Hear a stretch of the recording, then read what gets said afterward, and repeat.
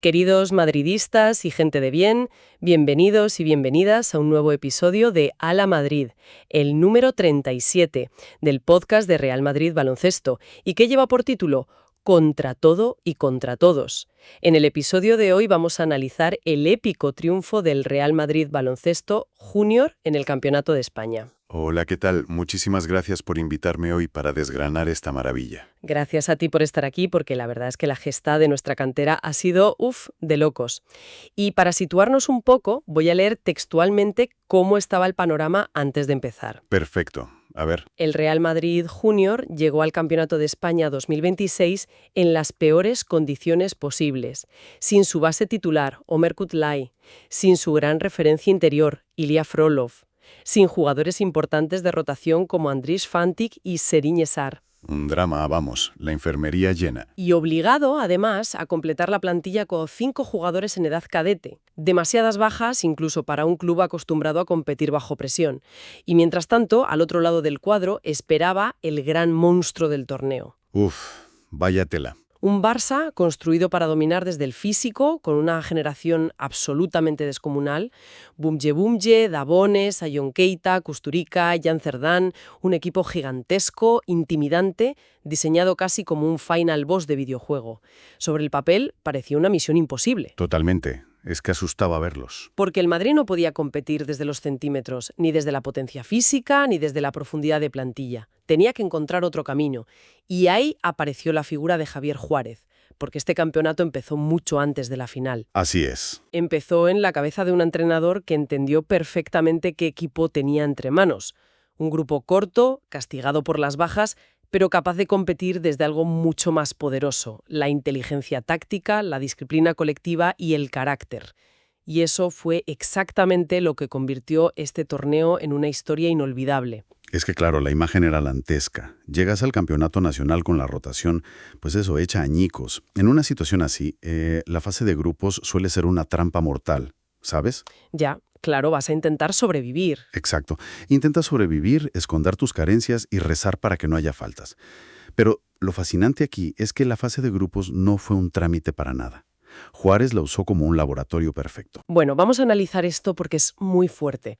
O sea, afinar el motor de un coche de carreras en plena autopista a 300 por hora y usando piezas nuevas, normalmente eso acaba en accidente. Acaban accidentes y entras en pánico, claro.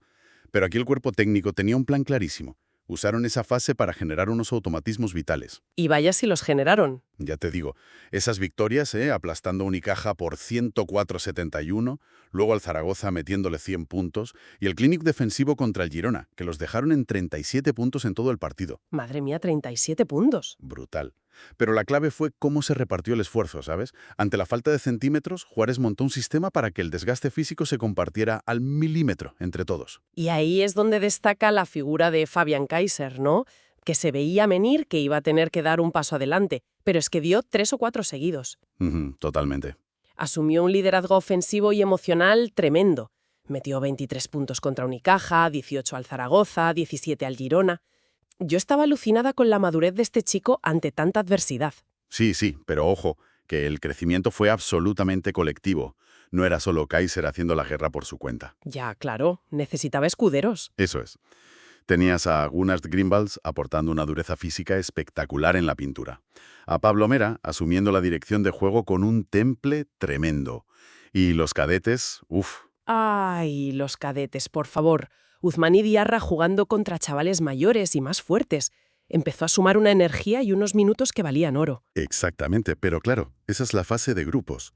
El problema es cuando pasas de ese laboratorio táctico a las eliminatorias, octavos y cuartos de final. Ahí la temperatura cambia radicalmente. Radicalmente, sí. Ya es el todo o nada. Eso es. Y el peso físico y emocional del torneo empezó a recaer sobre los poquísimos juniors sanos que quedaban en la plantilla. En octavos contra el Canarias ganamos 80-55, pero ya no bastaba solo con el talento. Había que sudar cada maldita posesión. Y ahí Andrei Bjelic emergió con 17 puntos que fueron agua en el desierto para dar un poco de aire a Kaiser. Fue providencial, sí. Y luego en cuartos contra Centrobásquet, el Madrid ya dio una lección diferente. Dejaron de competir solo con talento para hacerlo con pura resistencia mental y disciplina táctica. 88-55. Una barbaridad. Y Kaiser volvió a ser el MVP ahí, ¿eh? Pero lo que transmitía era una sensación de control absoluto del ritmo del partido. Pero, a ver, yo te pregunto una cosa, porque sigo alucinando.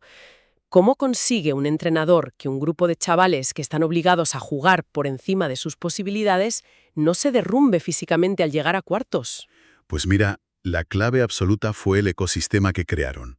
Jugadores como Egor Amoso o Hugo Alonso se multiplicaron en facetas completamente invisibles. Ese trabajo oscuro que no se ve en la tele. Exacto.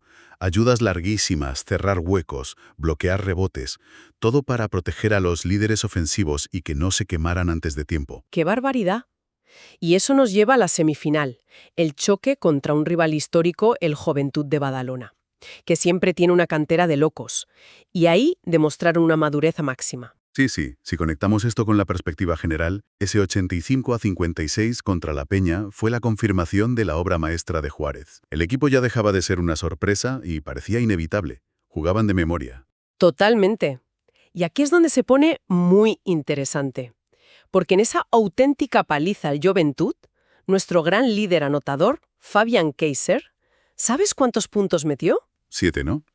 7 puntitos, con un solo tiro de campo anotado en todo el partido. Y lejos de ser un drama, demostró que el Madrid ya no necesitaba un héroe individual. El bloque entero sabía competir. Claro, es que Kaiser asumió un rol de líder silencioso e inteligentísimo. Se dedicó a arrastrar defensores, a rebotar, a las ayudas, a generar unos espacios enormes. Y vaya si los aprovecharon. Ambos celebramos, el partidazo de Ousmane Diarra, 15 puntos y 9 rebotes, erigiéndose como el símbolo absoluto de la dureza y el esfuerzo de este equipo. Es que fue el MVP silencioso total. Muy bien secundado por los 22 puntos de Greenwald, ¿eh? Fue una exhibición coral maravillosa. Una maravilla. Pero claro, entonces llega la final. Contra todo y contra todos, nunca mejor dicho. El David contra Goliat del baloncesto formativo español. El monstruo delante. Literalmente. Y el inicio del partido fue el inicio de la pesadilla. El tamaño de Bumje, de Dabonne y de Keita nos abrumó por completo. Nos pasaron por encima en esos minutos. Es que llegamos a ir perdiendo por 14 puntos, 23-9. Yo confieso que tenía una sensación de paliza inminente sobrevolando Huelva, que no me la quitaba nadie. Normal la teníamos todos los que lo estábamos viendo.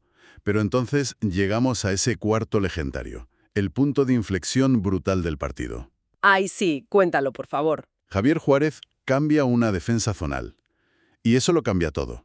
Un parcial histórico de 17-33 en el segundo cuarto que voltea el marcador justo antes del descanso. 44-53 nos fuimos. Exacto. Es que la zona cambió por completo el ritmo del partido y colapsó la mente del rival. No sabían cómo atacarla. Los cortocircuitó. Pero bueno, en la segunda mitad tocó sufrir una resistencia numantina. El Barça empujó con todo lo que tenía, su físico, su banquillo. Se pusieron a solo 2 puntos, 68-70.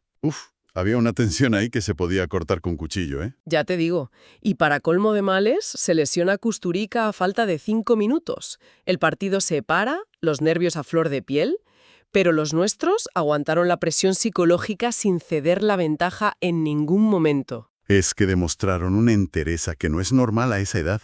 Y la redención fue increíble. Ese 87-91 definitivo. Pelos de punta. Amosov consagrándose como MVP absoluto, con 19 puntos y 21 de valoración, y Kaiser apareciendo al final para clavar 20 puntos vitales. ¡Qué locura de final! Y el significado de este título es enorme, ¿eh? El 16º campeonato en la historia del club. Y sobre todo, romper esa racha dolorosísima de 5 finales perdidas de forma consecutiva desde 2019. Nos quitamos una losa de encima. Una liberación total para el club y para la cantera. Totalmente. Pero claro, siempre hay quien tiene que venir a amargar la fiesta. Las críticas absurdas en redes sociales intentando restar mérito a la pizarra de Javier Juárez. Ay, sí, la famosa polémica de la zona. Sí, ciertos personajes que por llamar la atención se dedicaron a criticar al Madrid por defender en zona durante 40 minutos en la final. Entonces, ¿qué significa todo esto? Pues pura ignorancia táctica, sinceramente. ¿Es que, de verdad? Criticar al Madrid por usar la zona es como quejarse de que David usara la onda contra Goliat en lugar de liarse a puñetazos. Era la única vía de supervivencia posible. Totalmente de acuerdo. Y esto plantea una pregunta importante. ¿Cómo entienden el baloncesto los que critican esto? ¿Vamos a desmontarles un poco el argumento? Venga, dale con el bisturí táctico. A ver, recordemos la situación. El Madrid solo tenía un pívot sano de 2 metros y 8 centímetros. Y te estás enfrentando a un rival con 3 o 4 jugadores que superan ampliamente esa estatura. Es que es de cajón, te comen por arriba. Claro. La zona no es una trampa. Es una herramienta lícita, vital y completamente coherente en el baloncesto europeo FIBA. Es que parece que es ilegal usarla, madre mía. Ya ves. Y ojo a esto, que creo que es la conclusión compartida que tenemos que sacar. La clave no es pararse en zona. La clave es saber defenderla con intensidad y ayudas. Exacto. El desgaste físico y de comunicación es tremendo. Y por otro lado, si un equipo lleno de talento, que está llamado a hacer historia, con jugadores de 17 años que ya rozan el profesionalismo, no sabe atacar una maldita zona, El fracaso formativo es 100% suyo. eso es, no del equipo que ejecuta la táctica a la perfección para ganar el partido. Suscribo cada palabra, de verdad. Ha sido una lección magistral de baloncesto y de vida. Y para cerrar el programa, voy a leer el cierre oficial que creo que resume perfectamente el espíritu de esta hazaña. Te escucho. Aquel campeonato de España no lo ganó el equipo más grande. Lo ganó el equipo que mejor entendió qué significa competir. Un grupo de chicos que llegó a Huelva lleno de bajas, obligado a recurrir a 5 jugadores cadetes, y que aún así fue capaz de derrotar al rival más poderoso físicamente del baloncesto español junior. Así fue. Lo hicieron desde la disciplina, desde el sacrificio y desde una idea colectiva en la que todos creyeron hasta el final. Porque este título no pertenece únicamente a Fabián Keiser, o a Egor Amosov, o a Ousmane Diarra. Claro que no. Fuera de posición. Y pertenece, por supuesto, a Javier Juárez, arquitecto de un equipo que entendió que el baloncesto no siempre lo gana el más fuerte, sino el que mejor piensa, el que más resiste y el que nunca deja de creer. A la Madrid. A la Madrid. Y bueno, yo me quiero despedir dejando un pensamiento provocador para la audiencia, basado en todo esto que hemos analizado hoy. Venga, dispara, a ver qué nos dejas. Muchos de estos chicos se preparan ahora para la Final Six de la Liga UC en Burgos, enfrentándose a filiales casi profesionales, e incluso miran de reojo a la Euroliga Junior en Atenas. Palabras mayores ya, ¿eh? Sí. Y yo me pregunto si este grupo ha sido capaz de firmar semejante gesta en las peores condiciones imaginables, ¿de qué serán capaces cuando la adversidad no sea la norma sino la excepción? Uf, es una gran pregunta. Estamos ante la generación más mentalmente resiliente de la historia reciente de nuestra cantera. Ahí queda eso. Pues ahí lo dejamos para que le deis una vuelta en casa. Muchísimas gracias por estar hoy aquí y arrojar luz sobre esta barbaridad de campeonato. A ti, un placer enorme acompañarte. Hasta la próxima, madridistas.